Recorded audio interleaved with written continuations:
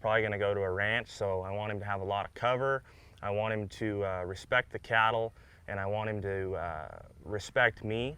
So today I'll work on him coming off a balance and going back to the stock and engaging the stock and then releasing the stock and coming back to me. If he doesn't listen at times, I don't want to try and correct him verbally. If I can, I'd rather correct him with my flag.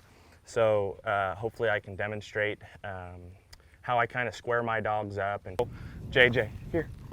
So the closer I am to my stock, the more I can prevent this dog from making a mistake down. So if I send him from right here, he's got a lot of distance between me and the cattle here to make a mistake. So down. I'm going to cut the distance a little bit here. The closer you are to your stock, the more we can prevent our dog from making mistakes. I'm going to send him down. I'm going to send him on and away. And if he doesn't go far enough out, I'm going to stop him with my whistle, my down whistle, and I'm going to lift my flag and ask him to kick out. Now, if he takes a nice path around these calves, I'm going to let him go and disengage a little bit. So we'll see what he does. Looks pretty good. Looks pretty good.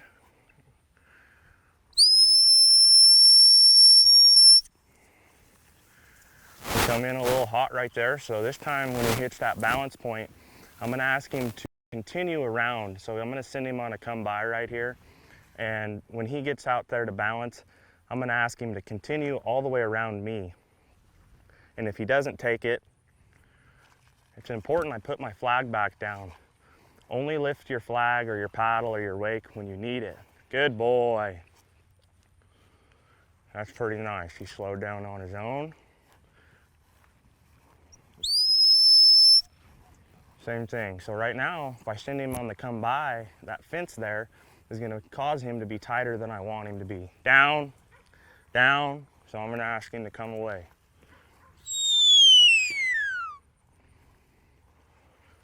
A little tight. So you can see him when I give that down whistle, he's almost wanting to leave on his own because he knows the next step is going to be this flag. So my dogs tend to, good boy, he naturally squared up right there on his own. I was about to stop him or I was about to raise my flag and ask him to get out, but he did it again. Good boy. So if he's leaning in on him, I want him to keep his shoulder up just like that. When he hits a flank, he should lift his shoulder and not lean. Like right there, he's leaning. I want him to keep his shoulder and his rib cage off my cattle and be respectful.